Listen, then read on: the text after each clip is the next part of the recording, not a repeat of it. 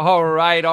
Welcome into Toilets the Titles on the Clock NFL Draft Show. This is episode number 40. This is a special episode. We are releasing live on a Tuesday night. Why are we releasing this episode live on a Tuesday night? Why is this special? Well, for two reasons. One of them being it's a mock draft and everybody loves mock drafts. The second one being we are joined by Joe Knows, and Joe knows it all. Efram, my guy, how are we doing this evening? It's a good day. It's getting cold up here in Rhode Island. I'm excited to get back to New York for Thanksgiving, hang out with the family. A lot of good football this week. A lot of shakeup in the top 10 of the mock. And a few teams that, this week and the next are going to be fighting for the number 1 and 2 selections. So no better time to get a mock and cover it than tonight. Yeah, man. And the guy I mentioned earlier who knows it all, New York Giants fan right down there in New Jersey. And I'm sure he cannot wait for Thanksgiving. We used to have some fun Thanksgivings back in the day with some lasagna, some rice balls with the mozzarella in the middle. Joe, how are we doing this evening? Nothing was better than Nan's Thanksgivings, man. Nana's Thanksgiving meals. Those were the days, and Nana would have loved the draft too. She would have lived for the draft. Yeah. If we were doing this like 10, 15 years ago, absolutely. Yeah. Hey man, just looking forward to it. Like Efram was saying, there's a lot of change at the top 10 picks, and my Giants, unfortunately / fortunately, are battling for those top 5, top 3. Who knows? Maybe the first overall pick. So it's getting interesting, especially for fans of teams that their season has been over for a while. This is my season right now. Mock drafts. Is this our third or fourth mock draft this year so far? I want to say 4? I think this is your fourth.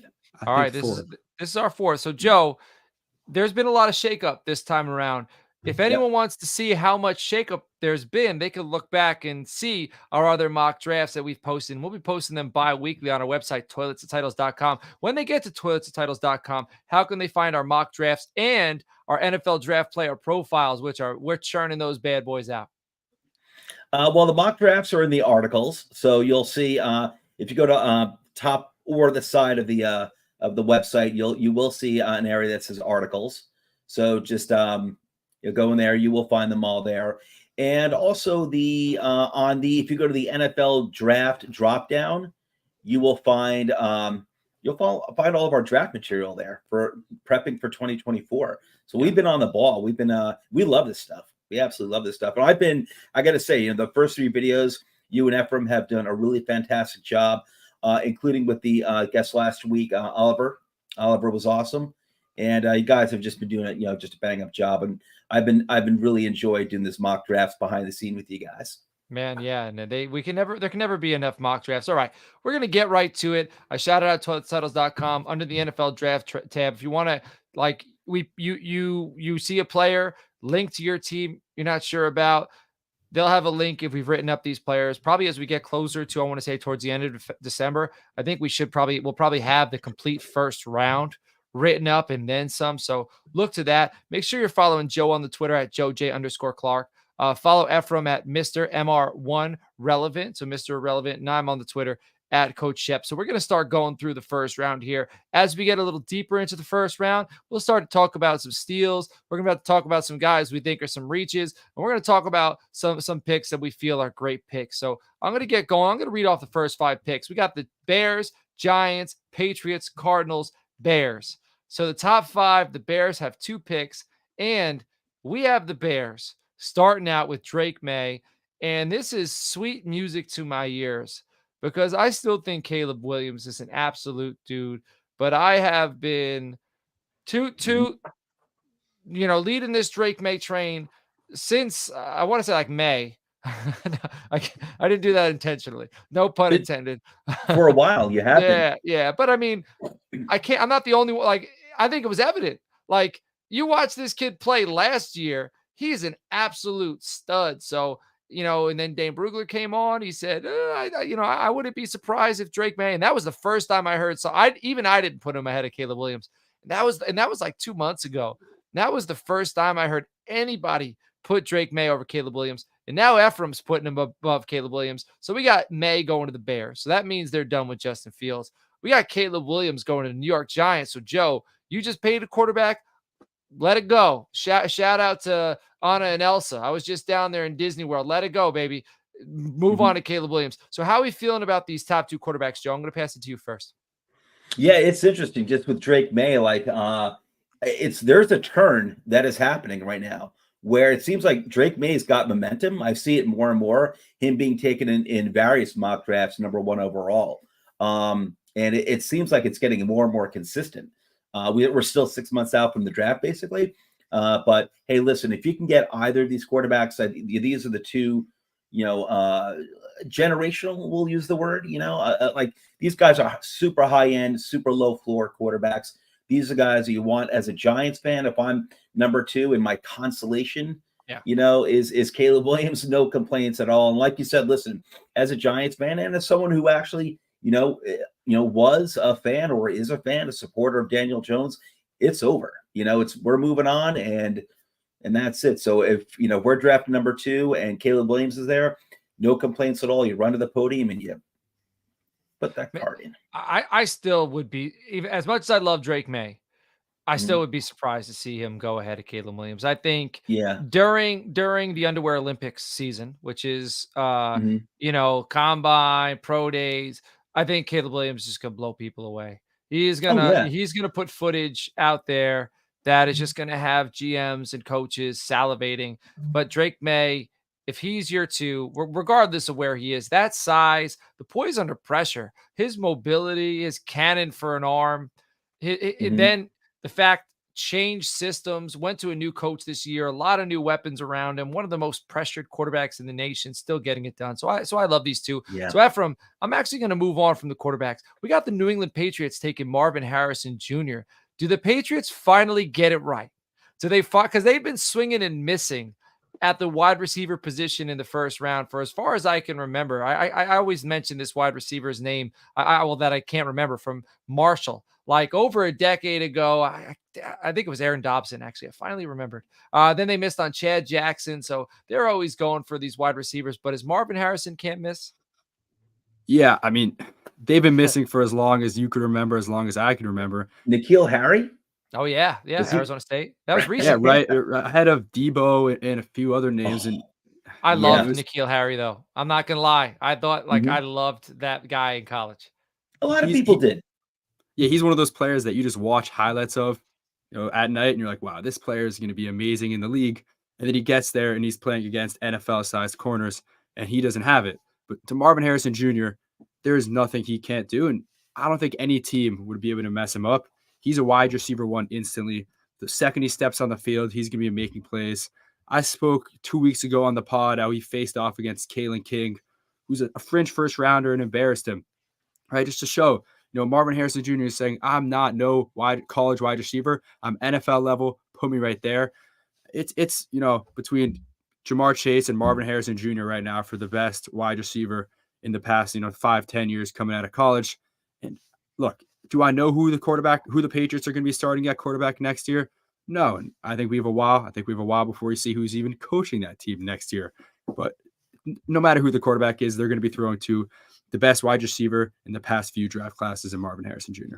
Man, imagine if Shep Stradamus is not rubbing his crystal ball, but imagine if the Giants draft a quarterback, Bill Belichick's on the street, they let go of the ball, bring in Bill Belichick, Joe. Like that would, if Bill Belichick gets released, if I'm Jerry Jones, I don't care if Dan Quinn, Mike McCarthy, I'm flying my jet to Sconset because that's where he lives in Nantucket. I know because I've seen him riding a bicycle with flowers in his basket up there before, like in person.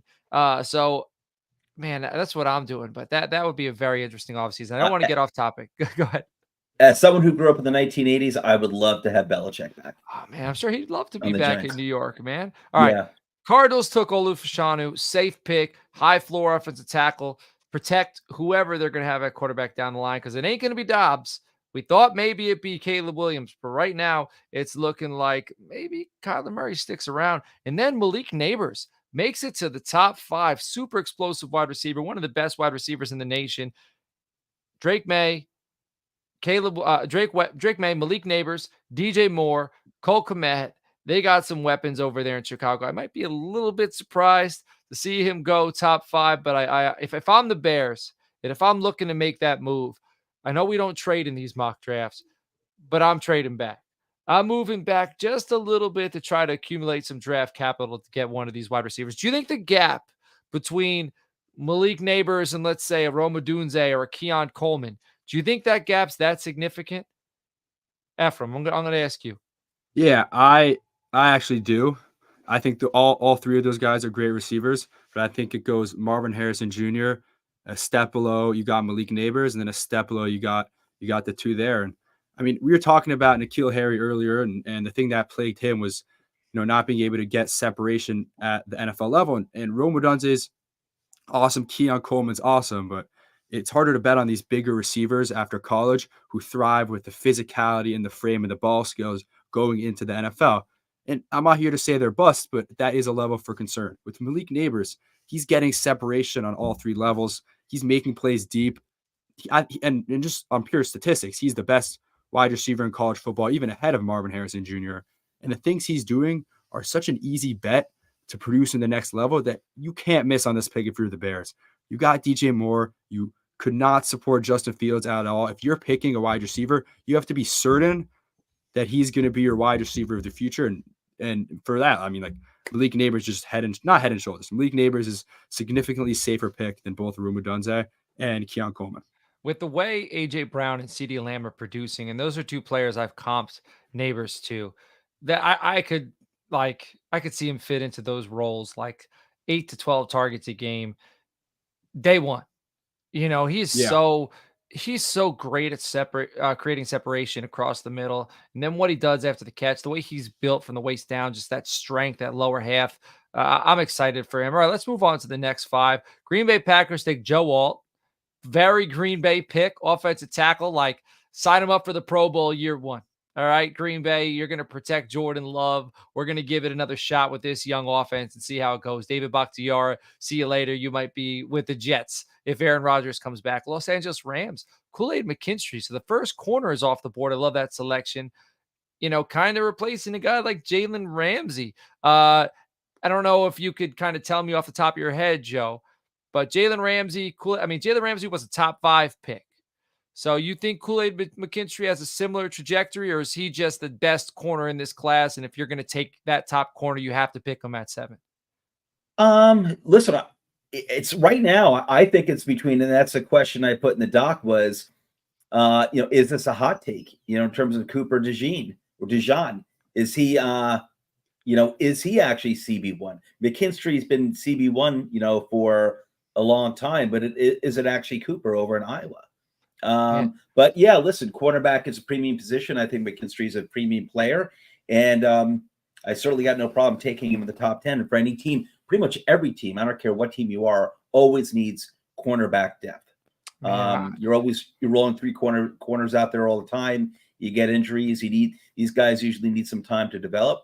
So with a name like Kool-Aid, he just fits Los Angeles. Cool. Like DeJean to me, like, is a Raven. Like he fits kind of Baltimore, even the next team, Tennessee. Because even with the way the Lions are playing Brian Branch, I think DeJean has that versatility. He's been playing this year. He's been playing just outside corner, but I could see he could play in the nickel. He's solid. You could play him everywhere I could see you, Efram. You're kind of chomping at the bit. What are your thoughts? I was gonna save it for later because this was gonna be like my big moment, my big take of the podcast. Because I actually, even at 14, I had DeJean as a reach. And a week ago, I wouldn't have said this. A week ago, I would have probably been all in. And then I spent the past week really diving into this film, watched 3 or 4 games fully, and just went snap for snap. And if anyone could find plays of Cooper DeJean playing high quality press man or just up man coverage, DM me on Twitter. I will, bro. I've seen him. He plays mirror coverage. They put him 10 to 15 yards back every play. And even when he's 10, I watched 3 games. He does not play man. He does not play press man. And even on his off man, I clipped a bunch of them where he just does not turn his hips quick enough, and he's getting beat on outs and ins and zigs. And look, he's a phenomenal playmaker. He's ball skills. I don't know if he's leading college football in interceptions, but he's up there in the nation for interceptions. He's the punt return. He's a playmaker. He is just the see ball, get ball type of mentality. His corner skills and his corner movements.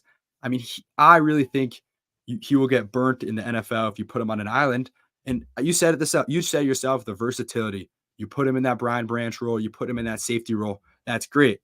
I don't know if I'm taking that top 15. Right. When you're counting on a move for another position. Brian Branch went like top of the. Yeah, he went top of the second. Yeah, exactly. I had Cooper as your point. I had Cooper as an early second, and look, I'm calling it now. People are going to get to the film, and people are going to start sliding him down because he's a heck of a talent, but I just didn't see it as a cornerback. I wrote him up early in this season, so I want to say like first 3-4 games of the season. So I'm gonna have to go back and watch that film because what I remember is him playing mirror technique, like right and not giving any yards after the catch. I think his yards after the catch are like the lowest, or at least through those first 4 games were like one of the lowest in the nation. He's like a sure tackle, but well, this will be we're gonna have to start a debate show at some point where we can go over and debate some of these guys. But all right, let's go. Tennessee Titans, J.C. Latham, offensive tackle, Alabama, solid selection. I mean, well, you got to protect. Will Levis is going to be your guy. Tennessee wants to run the football. They want to play tough. They want to punch you in the mouth. I like that. Denver Broncos, right? Shedeur Sanders. All right. So I know one of you wrote this up on the doc. I don't know if this was a value, if this was a steal, or if this was a reach. So let me know what you think with Shedeur Sanders here with the Denver Broncos. I picked Sanders for the Broncos. Right now, he's my number 3. That it could easily change. It's between him and Penix for me right now. Quarterback 3 in the draft. And there's a dark horse out there too, but I won't mention him now. But I do like Sanders a lot. And when this guy's played, he moved from basically minor leagues in college football over to playing with his dad in Colorado. Didn't really skip a beat. There is some maturity questions there. But when you've also had Deion Sanders, your dad, speaking in your ear since you've been born football. I hate the term bloodlines when people say, look at the bloodlines when they talk about the son coming up to play. It sounds like racehorse terminology to me. But he's been growing up with Deion Sanders as in his ear, talking football, teaching him football. It means a lot. So I'm super intrigued by Sanders. So I admit I went a little crazy. And I'm like, you know what? They're going to need a quarterback. Russell Wilson's having he's having a better season, certainly compared to last year, the year before that. But they got to start looking forward to the future with Russ. There is, he is still somewhat limited, even though he's played better. And I think Sanders got a really high ceiling. They still have Russell Wilson under contract. Sanders doesn't need to start immediately. He shouldn't start immediately. And he's in Boulder. He's not far from Denver. And, dad's nearby as well. So I figured it wasn't too crazy of a reach. So I made the pick. It was a reach, I admit, but I don't know. I kind of liked it. And the next one I kind of feel is a reach as Michael Penix to the Atlanta Falcons. Michael Penix, he's doing it. He's doing the thing out there in Washington, huge numbers. But I just cannot see a team investing a top 10 pick in a player with the injury history and the age. Michael Penix, I think he's going to be 25 going into his rookie season. He tore his right 24. ACL. Okay. 24. He tore his right ACL. I think is going to be 26. But he tore his right ACL twice in the last 3 years. He had an AC joint injury and so he's just got I don't think you could take him top 10. He's a guy maybe I move up at the end of the first round to select, regardless of the talent. That's a high risk, a very high risk move to take in the top 10. What are your thoughts? Yeah, no, I agree. He's great. He's been playing great all season. Washington's offense has been fun to watch week in and week out. It's hard to invest a top 10 pick in a player who's that old, and you don't know how much better he's going to get, right? If you're drafting a quarterback top 15, my rule of thumb, at least, is that you're expected to give him a second contract.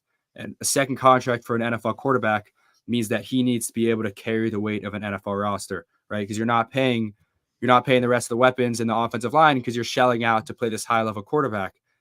and Michael Penix can be some fine quarterback. I mean, I had this more about Hendon Hooker. Michael Penix is a far better prospect than Hendon Hooker was last year, but it's the same deal where you know what he is, and I don't think he's good enough to be that franchise quarterback who's carrying a team on a second contract, right? So you're drafting him top 10. You got to have that 5 to 7 year outlook with him as a quarterback, and it's hard to bet on that for Michael Penix. Yeah.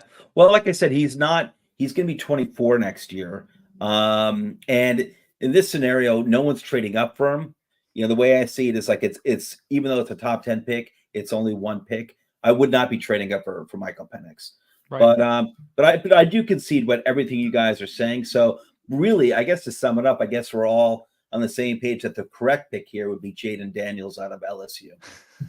I love that. I mean, yeah, 100%. That's my hot take. All right. That's the one I was too scared to mention before. They didn't have the nuts to. Washington Commanders, Brock Bowers falls out of the top 10. Right now, one of the best football players in this class. I think with the Commanders, if you decide to go with Sam Howell again, I think he's a foundation piece. I think he's a piece you could just continue. Like maybe if he goes top 10, it's a tight end, a little bit of, but taking him outside of the top 10, it might seem silly. I just think the value's there. I think it's a solid selection. Washington sold Montez Sweat. They sold Chase Young. Like they aren't a year away, and I don't think this is a luxury pick. I think this establishes a little bit of an identity for your organization. He's a tough, gritty player. He could catch, he could run, and he could block. He could do it all. I think this is the type of player you want the rest of your team to be like. Establish your identity with a guy like Brock Bowers. Tampa Bay Buccaneers, J.J. McCarthy. So Efram, I know you see him as a little bit of a reach. So let me know what your thoughts are. Honestly, it's pretty similar to Michael Penix Jr. Just I'm right now hiring Michael Penix Jr. Look, if I think it was Coach, it was you, Coach. If you think J.J. McCarthy's that franchise level quarterback, then you take him 12 and you're ecstatic. You get him for the next 5 to 10 years. You lock him down, and I just don't see that with J.J. McCarthy. I see him as a day 2 quarterback who could play at a medium tier level as a starter, get some high end potential, but the chances of him hitting that are not high enough to be taken top 15. And it's again with Shedeur Sanders, it's a little bit different because I think his ceiling is higher where you could bet on him. You could say there's a higher chance that he gets to that, elite quarterback level. But for Michael Penix Jr., for JJ McCarthy, I don't think we put Bo Nix in here, but you see his name a lot. For those big time first round quarterbacks, it's hard to put such high capital in them unless you're really confident that they're going to be high level quarterbacks for the next 5 to 7 years. And I can't say that about JJ McCarthy. Yeah, I just think he's kind of coming along. He's ascending at the right time. Do I think there'll be 5 quarterbacks taken in the first round? No. But I think the Tampa Bay Buccaneers need a quarterback. And, I'm big on Dane Brugler. Dane Brugler has him just outside of his top 15. I think this game against Ohio State is going to be huge for JJ McCarthy. I believe he has 18 passing touchdowns, only 3 interceptions, completing 78% of his passes. So, I mean, he's doing everything you want to see. And what is Michigan ranked right now? 3? He's leading one of the best teams in the nation. I mean, their ground game is carrying him. Like Blake Corum is absolutely crushing it. He had a weird stat line against Penn State. I think he only had like 7 of 8 completions. So 80 yards. He didn't carry them over Penn State, but I mean, just there's some buzz, and there's a possibility if he has a big game against Ohio State and they win this game, he's going to be on the map there. New York Jets get my guy Keon Coleman. I love that. I mean, it's my selection, so I love putting him. Garrett Wilson, Keon Coleman, Breece Hall. Zach Wilson. Is he the guy? I don't know, but he made some passes this weekend, like on the money. With zip. He's not doing it consistently, but I'm seeing him make throws that make me think, okay, he gets it. So that's a conversation for another day. We'll go ahead. Yeah, and Aaron Rodgers will be back next year anyway. That's probably. So the fallback would be Zach Wilson. But if you got, look at what Aaron Rodgers did with Alan Lazard. And I think Keon Coleman, same frame, better player. Like, same frame, more explosive player. Same frame, better athlete. Yards after the catch. So super excited for that. And then I got Cooper DeJean to Los Angeles Chargers. I remember Eric Weddle. Remember his career out of Utah with the LA Chargers? Cooper DeJean, like, study Eric Weddle. Do everything Eric Weddle did, because Cooper DeJean, regardless, I think he's a man corner. I think he could play sticky coverage. And I also think he'll punch you in the mouth. Like, he is a snot bubble Iowa defensive back. I got to think for Iowa defensive backs. The NFL, I mean, I've been, screaming for Desmond King for years. And he made pro, I think he was an all pro like 2 years ago, but still gets cut. I don't understand. He's like, I think he's a free agent right now, but whatever. I think Cooper DeJean, study Eric Weddle. I think the LA Chargers are a good fit for him. And then finally, top 15, Indianapolis Colts take Jared Verse. So Jared Verse has fallen quite a bit out of Florida State. Didn't have a huge game last week against Miami, but I think he's a very talented player. Played up in Albany, so only a few hours away from me before transferring down there to Florida State. So any of you have anything you'd like to mention about some of these players who've been taken from 10 to 15?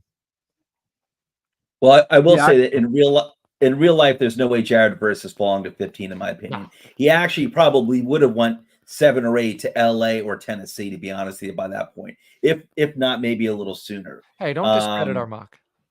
But no, I know. I was looking at, believe me, I was taking picks 5 through 10, and I kept passing on Verse, and I'm like, why am I passing on Verse? I was so happy with the players available from 10 to 15. Brock Bowers, Cooper DeJean, like Keon Coleman, and Jared Verse, like those 4 players. Give me that cluster. What are your thoughts on Verse, Efram? Yeah, I think that's a fantastic pick. He's fallen off a little bit just from like the top 5, top 7 hype, as you guys said, but he hasn't done that much with his film. I just don't think he's taken that next leap for a guy you see who could be a top 5 pick to come back to college. You want to see him wrecking games and filling up the stat sheet. He's still great, and he'll be able to make an impact as a rookie. The Colts are, on the right direction. They got some of the offensive pieces. It'd just be great if they could add another defensive piece right on the outside of the top 15. All right, let's roll. All right, so picks 16 through 20, we got the Raiders taking Cherzon Newton, a defensive lineman from Illinois. So he's been consistently around this spot. Efram, can you tell us a little bit about Mr. Newton from Illinois? Because you never really see a lot of interior defensive line love. So why have we consistently put him in the top 20 in our mocks? Well, he's following the trend of high-profile, very talented interior defensive linemen who don't have that traditional length that you'd see five years coming out of the draft. Like Kalijah Cansey, both smaller guys, very explosive. And if you just look at his PFF grade, he's number 1 in the nation for pass rushing. I think he's top 5 for run defense. He's lightning quick hands. He knows how to use his small build to get leverage. He wins at the point of attack. And I mean, there's no one producing like him from the defensive line. And when you just invested a top 7 pick in Tyree Wilson last year, you want to add more picks to help out. Get all the picks in at a time. One good defensive lineman helps out another good defensive lineman, gets the pressure off, stops the run, allows them to attack on the edge. So I don't know. I thought it was appropriate, and the Raiders just like those mean linemen, whether it be on the offensive or the defensive line, and Cherzon Newton fits that mold completely. I love Antonio Pierce. I do. I was so jealous of the Giants teams that were built around Antonio Pierce, Justin Tuck, Michael Strahan, Osi Umenyiora, Antrell Roll. Why was I jealous of those teams as a Cowboys fan? Because I don't believe all of those guys were all pros, but they believed. And Antonio Pierce probably wasn't the best player of all. Like, he probably wasn't even close. He was probably the 7th or 8th best player on that defense, but he was the heart and soul of that defense. And I think he basically the captain. Believe. Go ahead, Joe. No, he was basically the captain, and he wasn't the fastest, or maybe he wasn't, maybe the strongest. I mean, he certainly wasn't weak, but he was a highly intelligent player and highly instinctive. I love it. All right. So I think nasty players, I think that fits. Put him with Tyree Wilson. Watch them wreck shop. You got to get to the quarterback. You have to in that division with Justin Herbert, with Patrick Mahomes.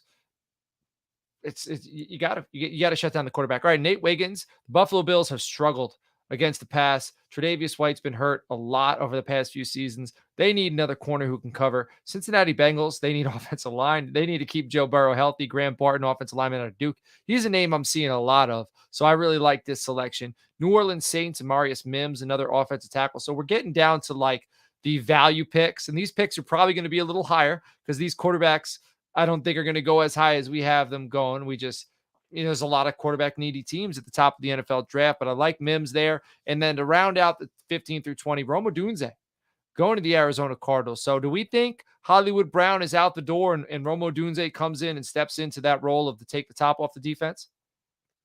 Yeah, it's hard to say.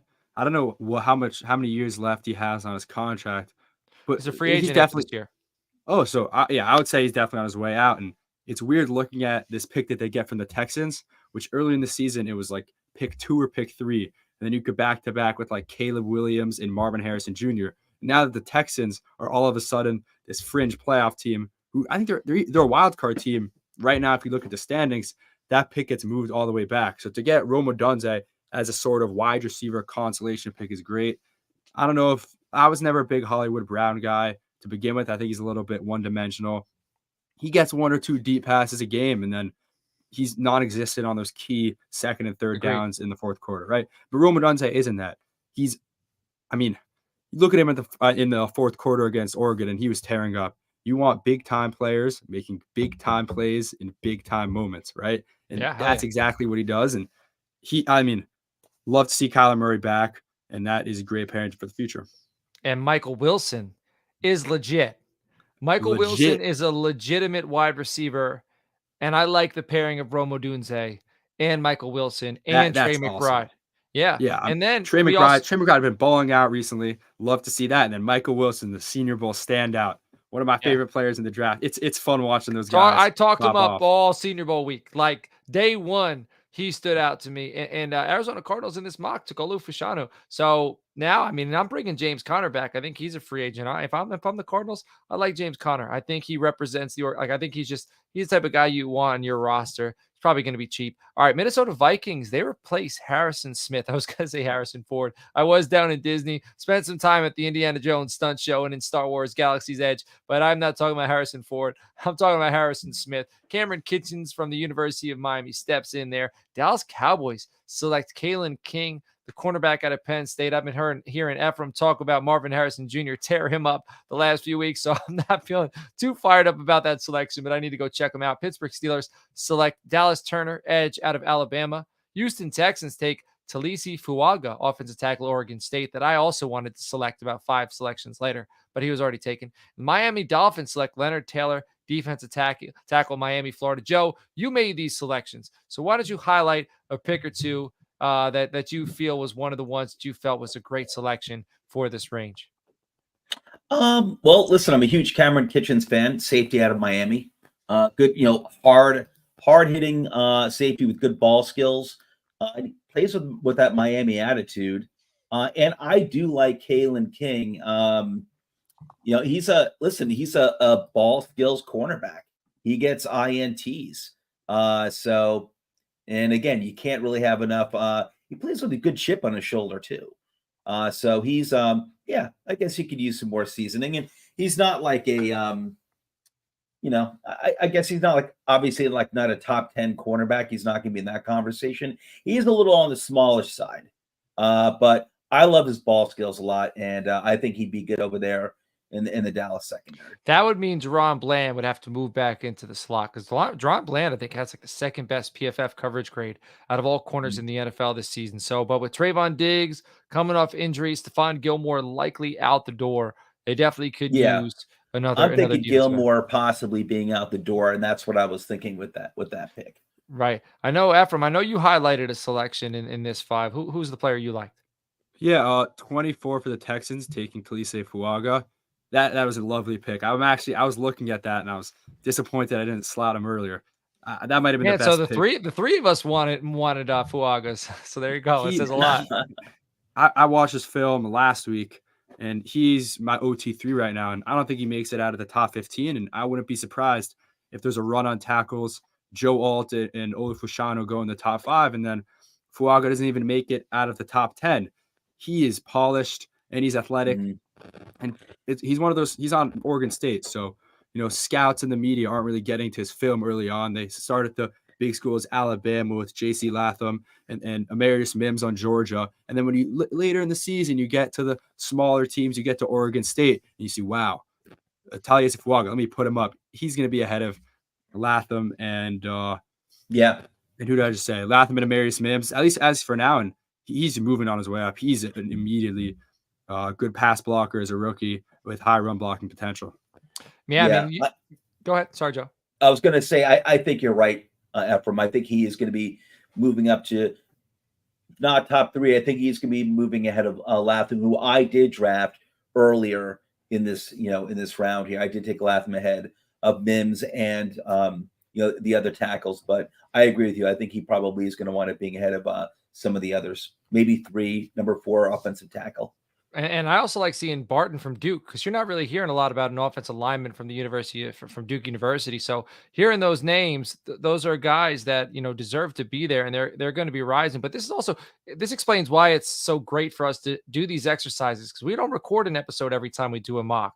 But I don't know what you're thinking when you make your selections. You don't know what I'm thinking when I make my selections. But we come in here and we talk shop, and now our next mock might be so much difference, because now I know, oh, this guy's kind of seeing what I'm seeing. He's seeing what I'm seeing. So you start to trust your own process when you kind of hear the reassurance from the outside. So I think we'll see a little bit of a change up, but I do like where this mock is. I want to finish off. I made the final 7 selections, or at least 6 of the final 7, because one of them got swapped out. All right. So there are a few steals in this range here. So the Seattle Seahawks took Chop Robinson, Penn State. I think he fits that mold of Seattle edge rushers, gritty, and they need edge. Okay, because I know Mafe is playing well, but they need help so they could help that secondary. How do you help your secondary if you don't draft a corner?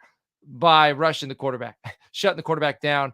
San Francisco 49ers take Patrick Paul, offensive tackle out of Houston. Jacksonville Jaguars took Laiatu Latu, the edge from UCLA. I wanted to take him earlier. I just didn't know where to fit him in. With an edge like him, I don't think he falls out of top 15. I just don't. So I agree. I think if he falls to 28, Jacksonville Jaguars, you run up, you put that card in there. Baltimore Ravens take Emeka Egbuka. He's another, you wanted Malik Neighbors, you didn't get Malik Neighbors. And now you wait at 29, you get a guy like Emeka Egbuka. He ain't Malik Neighbors, but he ain't too far. I think that's a great consolation prize. I think you can do similar things. Detroit Lions take Terrion Arnold, cornerback at Alabama. So Efram, what did you think was the biggest steal in these 5 picks here? Yeah, you mentioned that. You mentioned it. Got to be Liatu too. I was thinking, he has some medical injuries, so maybe in this mock we're simulating him getting to the combine and people pulling up the red flag, because that's the only way he falls all the way to 28. I mean, I have him as my best pass rusher in the draft, and I thought I saw Trevor Sycamore from PFF mock him, I think 4th overall, and that's not even a shocker at that point, because he is a day 1 pass rusher who's going to get at the quarterback. I see a lot of vibes from Jalen Phillips on and off the field. Where did Phillips go? That's what I was thinking too. Like Phillips had a bunch of concussions, Phillips went right? 18. Phillips went 18 to the Dolphins. Yeah. And then even then, Phillips, I think, had a worse medical history than Liatu Latu does. If Phillips didn't have that medical history, he would have been, maybe even earlier, right? He would have been like a top 12 pick. And I could see Liatu Latu going there. And there are some who prefer like the twitchier, high-end athletic prospects like Jared Verse and Chop Robinson and Dallas Turner, but they do not rush the passer. They do not rush the passer like Liatu Latu does. I mean, you don't see many college players who could string together moves like he does. So to get him at 28, to pair him with Trayvon Walker, to pair him with Josh Allen, is just an immediately intimidating pass rush for the Jacksonville Jaguars. All right, next player, Kansas City Chiefs at 31 take Brian Thomas Jr. All right, shout out to Jerry Bagshaw out of LSU, probably the biggest riser at this point in the process. I think he has the most receiving touchdowns in all of college football. I may be mistaken, but big, fast, physical Kansas City Chiefs, they need a playmaker. They got a bunch of guys. Besides Travis Kelce, they don't have a dude.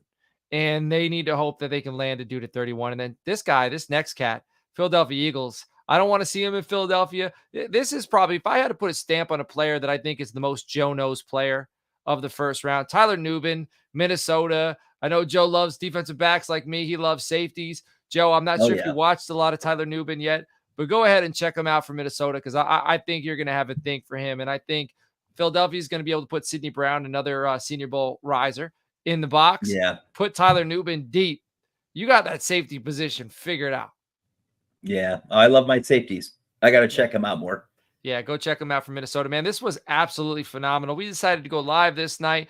We wanted to talk about a mock draft. So we're going to get into another mock draft and then thinking about 2 weeks. So check out toiletstitles.com. You'll see these mock drafts. You'll see all the mock drafts we've done bi-weekly over the last month and a half. You'll see all of our player profiles, and we're going to be diving into more and more players. I want to say we're at about 25 players or so, maybe a little more than that. But we'll probably be pushing 50 by mid to end of December. We're going to get crunching on that. And if you're a fan of the NFL draft and you found this show and you like writing up and you love breaking down players, reach out to me on Twitter at Coach Sheps or the show at Toilets Titles. I mean, we're always looking to bring on great NFL draft minds. I mean, Efram, a year ago, we were just talking shop, and now he's my co-host. So it's all good stuff. Efram, you got anything to say before we wrap this up, my guy? This was an honor. Really enjoyed, Joe. Awesome to have you on. And I do like the mocks. We threw out some names and you got to back it up, and you get some surprises there. And you said it a few minutes ago that it's going to help us out in the future, because now I know what you guys are thinking when you do these picks, and I know you slide them in. So just great episode and great to talk football with you guys. Hell yeah. Joe, thanks for coming on, man. Thanks for having me, guys. It's been great doing this. It's the first time I've done it for the 2024 draft. And Efram, first time I've been on with you for a long time, so good seeing you. And just keep up the great work, guys. All right, this show on the clock, we won't see each other for Thanksgiving. We'll be talking to each other throughout Thanksgiving. So enjoy your Thanksgiving. Enjoy your holiday, everybody at home. Hope you enjoy this mock. We will catch you all